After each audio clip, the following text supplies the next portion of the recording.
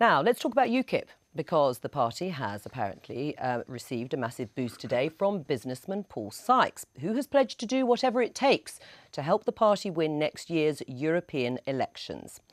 Mr Sykes previously supported the Conservative Party under Margaret Thatcher and Michael Howard, but backed UKIP with £1.5 million in 2004. And he joins us now from our central London studio. Welcome to you, Paul Sykes.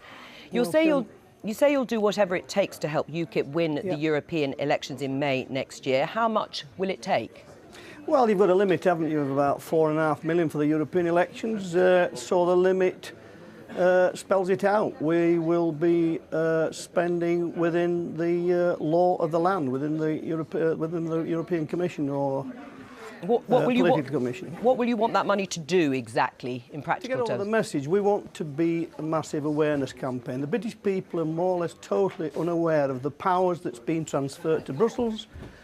You know, they're asking questions about what's happening to our borders, why are they coming down, and they're just not kept in the circuit. It seems to be people in Britain, especially politicians, don't want to give the British people the opportunity to see what it's all about. So we've been holding opinion polls up and down the country, and just run it in Yorkshire, where 2/3 of the Yorkshire people do not want the borders taken down on the 1st of January. OK. Are you a member of UKIP? No.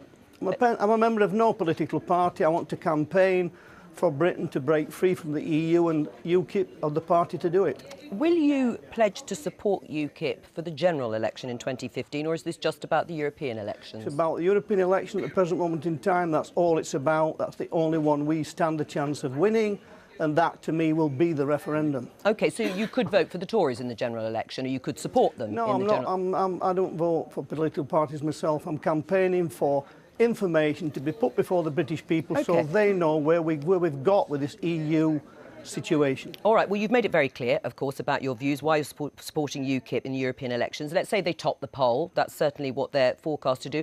What will you do then? I mean, if you feel so passionately about your messaging to the British electorate, what will you do then to carry on that message post the European elections? Well, we'll see what happens. We've no idea who's going to be the National Party at that time. So we've no idea. I've only got one target, and that's to win the European elections, because I know then we will allow other nation states within Europe to take on our particular model. They're doing the self-same thing. They're trying to get democracy back into their countries, to control their own economies and own countries. We intervened in the euro. Everybody sees that now as a bad idea. We campaigned to not abolish the pound and to not go into the euro. We won on that. Now we're on to this bigger picture, which is political union they're going into now. Right, but what about David Cameron's promise to the electorate to renegotiate the relationship with the EU, to reform it in a way that would be beneficial to Britain and be better to stay in? Yeah, well, number one, the man you're sending to negotiate it wants to stay in anyway, so he'd be a very poor negotiator.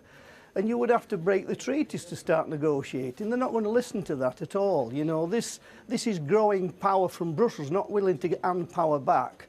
That's the way it is. The law states you'll have to. Mr Cameron would have to say straightforward, we wish to leave, and then start negotiations. He can't start negotiations still being a member. But is still the party promising a referendum, which is what you want?